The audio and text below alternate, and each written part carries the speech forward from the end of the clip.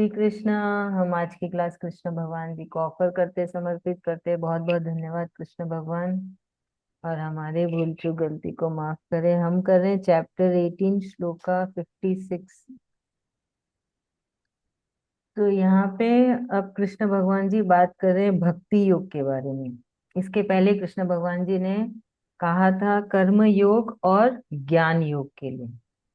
तो पहले शुरू किया था कर्म योग कि कर्म योग से कैसे हम भगवत प्राप्ति कर सकते हैं। फिर कहा ज्ञान योग जिससे कि हम कृष्ण प्राप्ति कर सकते हैं। अब कह रहे हैं भक्ति योग जिससे कि हमें मोक्ष मिल सकता है। तो ये सब कुछ एक ही है। भगवत प्राप्ति, कृष्ण प्राप्ति, मोक्ष, सब कुछ एक ही है। जो कि है सिंपल से भाषा में कि कृष्ण भगवान जी को पा लेना इस शरीर में ही। जरूरी नहीं है शरीर खत्म होने के बाद ही भगवान मिलते हैं। भगवान जी हमेशा हमारे साथ है, बस हमें उनको समझना है, उनको फील करना है, उनसे कनेक्शन बनाना है। वही होता है भगवत प्राप्ति। तो जैसा कृष्ण भगवान जी ने कर्म योग और ज्ञान योग में बताया, तो सुनने में तो थोड़ा कठिन ही लगता है। क्यों कठिन लगता है? क्योंकि आम जिंदगी हटके है ना। आम जिंदगी के आव भाव, आम जिंदगी के विचार, जो कि आप कोई भी आम मनुष्य से बात कर लीजिए, उनका हटके है। पर जैसा कृष्ण भगवान जी कर्म योग में और ज्ञान योग में बताए, वो हटके है ना। कुछ अलग नहीं बताया उन्होंने, बस करने का तरीका बताया है ना। कैसे भाव और कैसे विचार से करना है। तो वो सुनने में कठिन लगता है कि कैसे कोई मेरा बुरा किया और मैं उसका बुरा ना करूं। वो आता है ना मन में कि उसने मेरे लिए मुझे ऐसा बोला, मैं भी तुरंत उसको वैसे बोलूंगी। एक आम इंसान ऐसा ही सोचता है और ऐसा ही करता है। पर कृष्ण भगवान ने मना कहा है ऐसा नहीं करना है तुमको। इसलिए कठिन लगता है क्योंकि हम मनुष्य ही हैं। तो वैसे फीलिंग्स होती है, वैसे थिंकिंग होती है कि कुछ किसी ने अच्छा किया तो हम अच्छा करेंगे, बुरा किया तो हम बुरा करेंगे। बहुत स्वाभाविक है, कुछ गलत तो है नहीं इसमें। पर कृष्ण भगवान जी बोलते हैं नहीं, ऐसा नहीं करना है तुमको। तो अब यहाँ पे भक्ति भाव में कृष्ण भगवान जी ये बता रहे हैं कि भक्ति भाव क्या है। भक्ति में आप, भक्ति क्या है? प्रेम है। भक्ति का क्या मतलब है?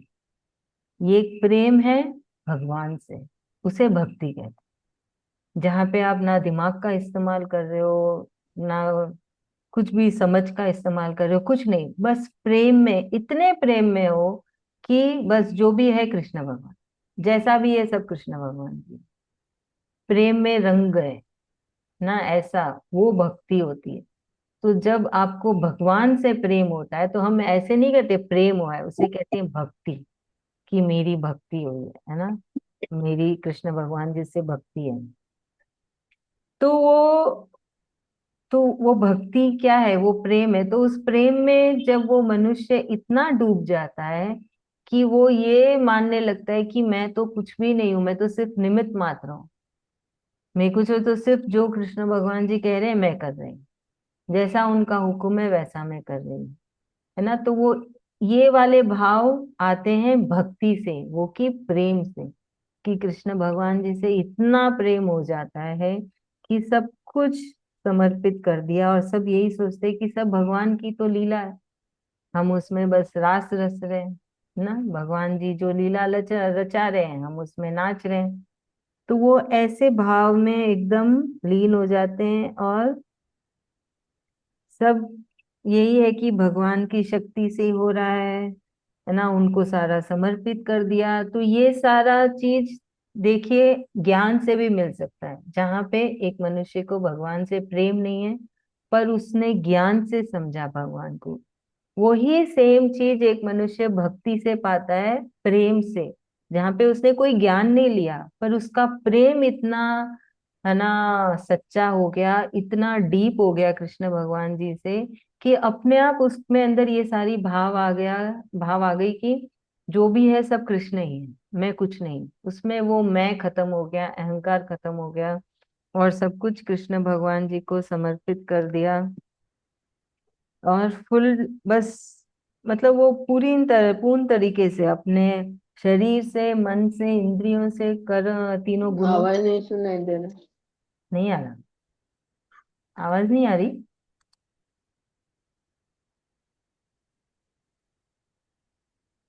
आ रही है दीदी। रोज भाभी देखिए, यहाँ पे तो मेरा सारा सेटिंग ठीक ही है। अभी आया, तब नहीं आ रहा अच्छा अच्छा, ठीक है। था, अभी आया। ठीक है, तो उसने पूर्ण तरीके से शरण में कृष्ण भगवान के शरण ले ली कि है ना, सब कुछ आप ही है, मैं तो कुछ हूं ही नहीं।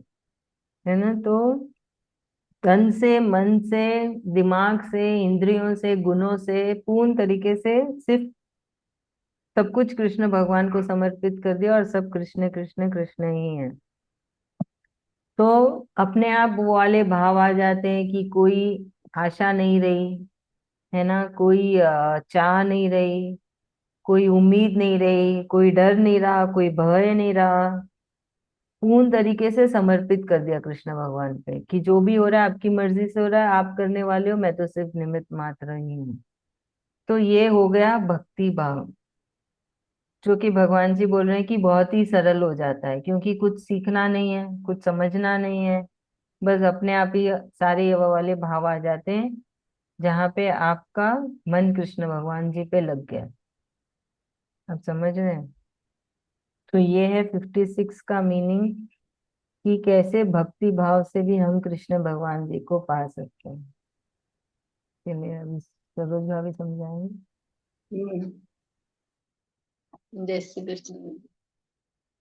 यहाँ पर कृष्ण भगवान जी हमें भक्ति योग के बारे में समझा रहे कि भक्ति योग कैसे एक आम मनुष्य का कैसे स्वभाव है, और भक्ति कैसे करता है कि वही इंसान कैसे भक्ति करता है।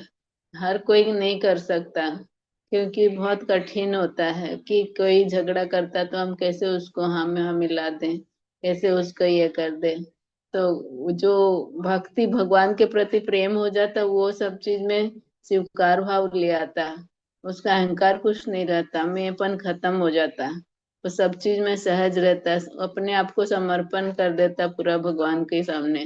तो भक्ति से ही वो भगवान को पा सकता है, उसको मोक्ष मिल सकता है।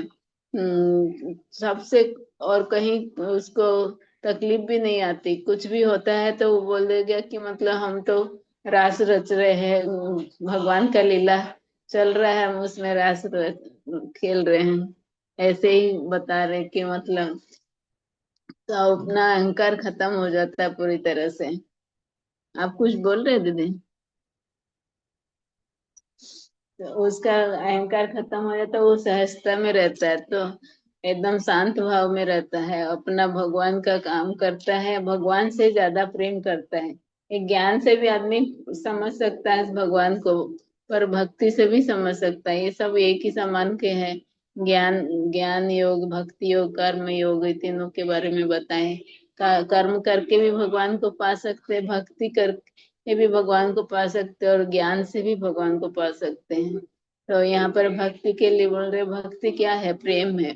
सबसे हम प्रेम करेंगे तो हमें कोई चीज की तकलीफ नहीं लगेगी, कोई चीज का हाँ ना में ये एडजस्ट होने में हमको दिक्कत नहीं होगी, सब चीज में हम एडजस्ट हो जाएंगे कि हाँ ये प्रभु का इच्छा है, ये हो रहा है, वो वही करने वाला वही करा रहा, हम तो सिर्फ निमित्त मात्रा में है। तो अपना अहंकार वो खो देता है, अपना अहंकार नहीं रखता, पूरा समर्पित भाव रखता है, सहज रहता है, शांत रहता है, अपना भगवान जी का काम करता है, और कृष्ण कृष्ण करता है, दिन रात वो गीता चैंटिंग करता है। ये सब बता रहे कि मतलब कैसे हम पा सकते भक्ति करके भगवान को, हमारा मोक्ष मिल जाएगा। हम प्रेम करेंगे जितना ज्यादा से ज्यादा उनसे, हमें मोक्ष मिल जाएगा, ये बता रहे बाबा। धन्यवाद भाभी, बहुत अच्छे। अब अगले श्लोका में कृष्ण भगवान जी कह रहे हैं, अर्जुन को बोल रहे हैं कि तो अभी मैंने तुम्हें सारे योग बता दिए कि कैसे आ, तुम कृष्ण भगवान को पा सकते हो। क्योंकि अर्जुन की कैसे शुरुआत हुई थी भगवत गीता की, कि अर्जुन बड़े ही असमंजस में है, समझ नहीं पा रहे हैं क्या करें, है ना, तन से मन से हर तरह से वो बड़े ही निराश थे, हताश हो चुके थे। और कुछ नहीं समझ आ रहा था कि करे तो क्या करे। तो अब भगवान बोल रहे हैं, कृष्ण भगवान जी की, कि अब तुम, है ना, भक्ति भाव से, तीनों योग से, भक्ति योग, कर्म योग और ज्ञान योग, बुद्धि योग, तो ये तीनों योग से अब तुम अपना कर्म करो। तो कैसे होगा? बुद्धि योग, जो कि है, बुद्धि ये हुई, और योग मतलब भगवान जी से कनेक्शन। तो बोलते हैं तुम्हारी बुद्धि, जो तुम्हारा ज्ञान है, वो मुझ में लगाओ। कर्म योग, तुम क्षत्रिय हो, तुम्हारा कर्म है युद्ध करना, तुम कर्म करो। और भक्ति, मुझसे प्रेम तुम करते ही हो, उस भक्ति योग में तुम अपना कर्म करो। तो बोले सब कुछ मिला के तुम अब उठो और इस युद्ध को करो। तो अब हमारे लिए क्या है कि हम अपना कर्म करें, इन तीनों योग को एक साथ जोड़ के, कनेक्ट करके। क्योंकि यहाँ पे अभी आप सब भी अर्जुन ही हैं। आप सबने ज्ञान पाया, कर्म क्या है समझा, भक्ति क्या है समझा। आप सब में है, भक्ति योग आप में भी है, प्रेम है तभी तो आप आते हैं, नहीं तो कोई नहीं आए। प्रेम है तभी तो आप 4 बजे उठ के भी आते हैं, है ना। मैं मैसेज डालती हूँ आज 4 बजे आ जाते हैं, मैं मैसेज डालती हूँ ग्रहण है भजन करेंगे, आ जाते हैं।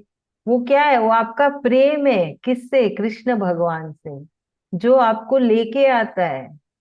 सारे काम छोड़ के आते ना, मैं आधी घंटा 1 घंटा पहले मैसेज करती हूँ कि क्लास है, कैसे अपना सारा काम फटाफट खत्म करके आ जाते हैं। वो क्या है? प्रेम ही तो है, कि आया आया मैसेज आया, चलो चलो जाना है कि नहीं। ज्ञान भी आ गया, कर्म भी कर रहे हैं, सारे कर्म करके ही तो बैठ रहे हैं, काम तो छोड़ के कोई आता नहीं है। तो वही कृष्ण भगवान जी बोल रहे हैं कि ऐसे ही सबको साथ में लेके पूर्ण तरीके से कृष्ण भगवान को समर्पित करके, है ना, हमें अपने कर्म करने हैं। और यहाँ पे एक बहुत अच्छा उदाहरण बोला है कृष्ण भगवान जी ने, कि अपनी बुद्धि को, है ना, आ, मतलब अब हमारा जो ज्ञान है, ये बुद्धि है, या जो हम ब्रेन कहते हैं, उसको भगवान की पतिव्रता स्त्री बना दीजिए।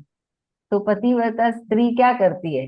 अपने पति की हर एक बात का पालन करती है। तो आप भगवान की पतिव्रता स्त्री बना देंगे, तो वो तो कुछ और सुनेगी नहीं, सिर्फ सुनेगी तो कृष्ण भगवान की ही सुनेगी। तो बस हो गया। क्यों बोला है बुद्धि को ही बनाने का? क्योंकि सबसे ज्यादा यही चलता है, दिमाग ही तो चलता है। ये करना है, वो करना है, ऐसे करना है, वैसे करना है। तो वो जब दिमाग चलना बंद हो जाएगा, वो कृष्ण भगवान की पतिव्रता स्त्री बन जाएगी, तो सिर्फ कृष्ण भगवान की ही सुनेगी, है कि नहीं।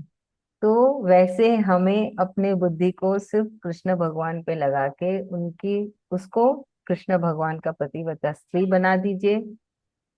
और फिर हमेशा, हर पल, हर घड़ी कृष्ण भगवान को ही याद करना है। हर कार्य को यही सोचे कि कृष्ण भगवान की मर्जी है, उनकी इच्छा से हो रहा है, और उनको समर्पित कर दिया। मेरे साथ जो भी हो रहा है कृष्ण भगवान कर रहे हैं, मैं जो कर रही हूँ वो भी कृष्ण भगवान की मर्जी से ही कर रही हूँ, और उनको समर्पित कर दिया।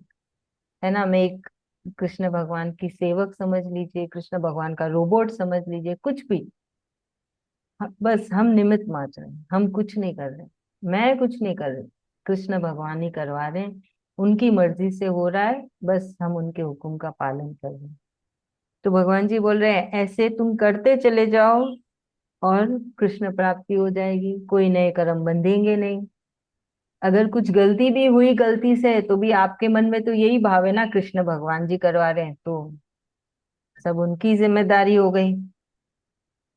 तो इससे क्या होगा? इससे आपका कृष्ण भगवान जी से योग हो जाएगा। मतलब आप और कृष्ण भगवान अलग नहीं है, कृष्ण भगवान आप में है, आप कृष्ण भगवान में। है ना। एक प्रेम क्या होता है? क्या होता है एक प्रेम? एक बच्चे का एक माँ से प्रेम क्या होता है? कि बच्चे को रहता है कि माँ मेरे साथ हमेशा रहे। स्कूल से जब बच्चा घर आता है, तो कैसे, है ना, अपने माँ के पास जाता है दौड़ के। क्यों जाता है? क्योंकि वो प्रेम ही तो है। कोई किसी को कुछ नहीं दे रहा है। क्या बच्चा अपने माँ को कुछ दे रहा है, कि माँ अपने बच्चे को कुछ दे रही है? बस वो एक प्रेम है, कि वो ऐसे, है ना, एक दूसरे से इतना अंदर से प्रेम है, दिखाने का कुछ जरूरत नहीं। तो वही वो अंदर से प्रेम कृष्ण भगवान जी से करे, वही कृष्ण भगवान जी समझा रहे अलग अलग तरीके से कि कैसे हम कर सकते हैं, है ना। हमें भी कोशिश करनी है, कृष्ण भगवान की भी कृपा बहुत जरूरी है। कृपा तो हो रखी है सब पे अभी, तभी यहाँ गीता क्लास में बैठे हैं। और उसको आगे कैसे बढ़ाना, मिल तो गया, अब उसको यूज कैसे करें। किसी ने आपको एक नया मोबाइल गिफ्ट किया है, मिल तो गया मोबाइल, अब उसको चलाना भी तो आना चाहिए। सिर्फ हाथ में रख के थोड़ी घूमना है उसको, तो उसको कैसे चलाना है वो समझा रहे कृष्ण भगवान। कृष्ण भगवान जी ने चुना है, आपको भक्ति दी है, आपके अंदर उतनी प्रेरणा जगाई है कि आप उन्हें और समझे, तो उसको कैसे समझे, कैसे उसको आगे लेवल तक लेके जाएं, वो समझा रहे हैं आपको कृष्ण भगवान। उसके अलग अलग तरीके बता रहे हैं कि सबको अपनाओ, थोड़ा थोड़ा करके रोज अपनाएंगे। और जब आपके अंदर कृष्ण भगवान जी उतनी चेष्टा देखेंगे कि आप कोशिश पूरी कर रहे हो, तो वो आपका हाथ पकड़ के आगे तक खींच के ले जाएंगे। हाथ तो पकड़े हुए ही हैं, जहां तक उन्हें ले जाना है वो ले जाएंगे। और मन में ऐसे मत रखना कि एक जन्म में कृष्ण भगवान जी नहीं मिलते हैं। आप क्यों वो मैनिफेस्ट कर रहे हो कि एक जन्म में नहीं मिलेंगे कृष्ण भगवान, आपको क्या पता है ना। आप समझ रहे हैं, हमें यही सोचना है कि हमें कृष्ण भगवान ने चुना है, हमको मोक्ष मिल गया बस। क्यों नहीं, कलयुग को तो वरदान है, इसलिए तो राजा परीक्षित ने कलयुग को आने दिया कि इतना कठिन नहीं है भगवान को पाना, सिर्फ नाम जप से भगवान मिल जाएंगे। और हजारों साल की तपस्या की भी जरूरत नहीं है, बार बार जन्म लेने की भी जरूरत नहीं है, और भगवान मिल जाएंगे। उस सिर्फ एक वो एक अच्छी चीज देखी तो राजा परीक्षित ने कलयुग को आने दिया कि ठीक है, आने वाली पीढ़ियों को भगवान जी जल्दी मिल जाएंगे। जन्मों जन्मों का इंतजार नहीं है, हजारों साल की तपस्या की जरूरत नहीं है। समझ है, तो बस ऐसे ही सोचना कि मुझे तो कृष्ण भगवान जी अभी मोक्ष दे रहे हैं, अभी मुझे मिल गए और अभी मोक्ष मिल जाएगा। क्यों ऐसा बोले कि हमें वापस वापस आना है, जरूरत ही नहीं है। क्या जरूरत है, फिर कलयुग का फायदा क्या हुआ, कुछ तो फायदा होना चाहिए, वैसे होना चाहिए। ठीक है, ज्यादा दिमाग नहीं लगाना, भक्ति में रहना, प्रेम में, कि नहीं हमें तो कृष्ण भगवान अभी चाहिए।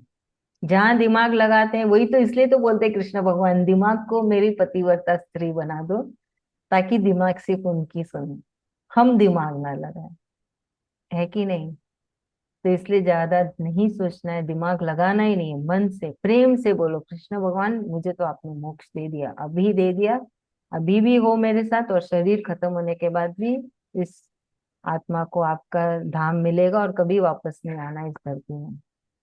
बहुत दुख है इस धरती में, नहीं चाहिए हमको, है कि नहीं। हम आपके धाम में रहेंगे, आपकी भक्ति करेंगे, आपके नाम में लीन रहेंगे। तो वो प्रेम से बोलिए, दिमाग मत इस्तेमाल करिए, क्यों करना है दिमाग का इस्तेमाल, जरूरत ही नहीं है।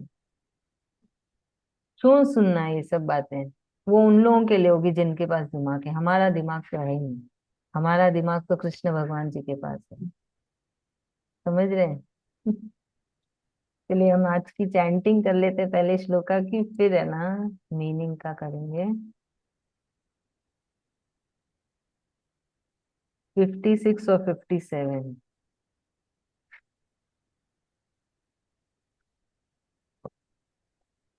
पढ़ लीजिए। सरोज भाभी मैं सिर्फ आपको देख पा रही हूँ, आप पढ़ लीजिए। ठीक।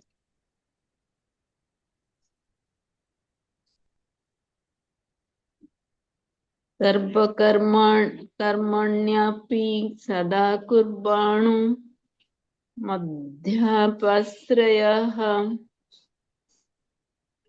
मत्प्रसादाप्नोति शाश्वतं पदमभयम्।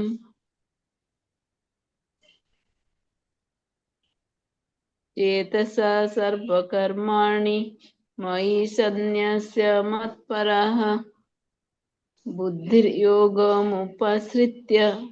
मच्चित्तः सततं भव। धन्यवाद। आभा भाभी आप समझाएंगे, हमारे पास 3.5 मिनट है। हाँ दीदी, इसमें श्री कृष्ण भगवान जी हमें ये समझा रहे हैं कि भक्ति का मार्ग भी उत्तम मार्ग है श्री कृष्ण को पाने के लिए। कि जैसे कि हम अपना जो भी कर्म कर रहे हैं, तो वो भी भक्ति का, भगवान को पाने का ही एक मार्ग है। ज्ञान जो सीख रहे हैं, जान रहे हैं भगवान क्या है, तो वो भी भगवान को पाने का ही मार्ग है। तो ये सब जब काम कब करेगा, जब हमारा कंप्लीट सरेंडर होगा, हम भगवान के प्रेम में होंगे, तभी हमारा ये बात हम मान पाएंगे ना कि भगवान ने हमको काम दिया है करने के लिए, तो हमको वो ही करना है। तो कर्म योग भी सार्थक जब ही होगा जब हमारे मन में प्रेम होगा। जब हम ज्ञान लेते हैं, तो ज्ञान लेने के लिए भी सरेंडर करेंगे, तभी तो जान पाएंगे ना कि वो एक है, क्योंकि वो तो दिखता नहीं है। तो ज्ञानियों को क्या है, ज्ञानियों को चीज दिखेगी, जस्टिफिकेशन मिलेगा, तब वो मानते हैं। तो लेकिन ज्ञान के लिए भी प्रेम जरूरी है। जब हमारे मन में प्रेम आएगा कि हाँ ईश्वर है, तभी तो फिर उनकी बताई हुई बातों को भी तो हम मानेंगे ना। तो चाहे कर्म का रास्ता अपनाओ, चाहे ज्ञान का रास्ता अपनाओ, चाहे भक्ति का रास्ता अपनाओ, तीनों के लिए सबसे पहले प्रेम की ही जरूरत है। जब हम भगवान से प्रेम करेंगे, तभी हम कुछ भी फॉलो कर पाएंगे।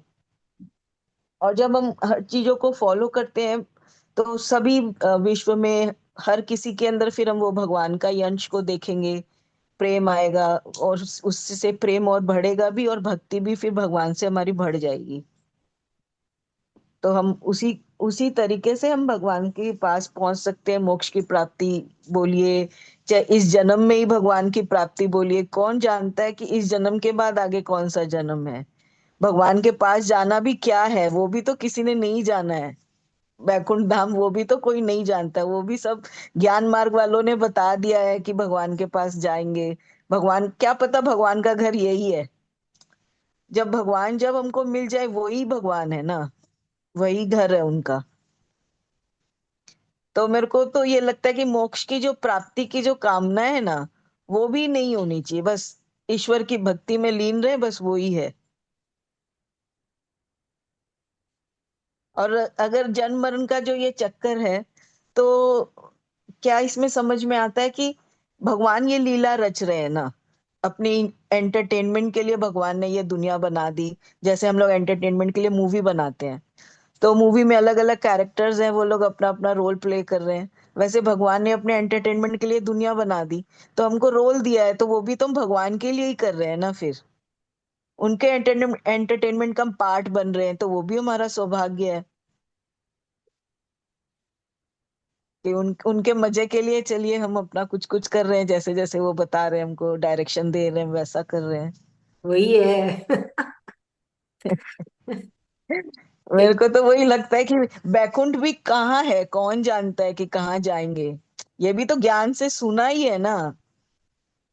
सही, यही है मूवी, भगवान ने बहुत बड़ी मूवी बना दी। मजे ले रहे, इतने सारे मनुष्य डाल दिए, और है ना, जिसको चाहा राजा बनाया, जिसको चाहा रंक बनाया। हाँ। बस हम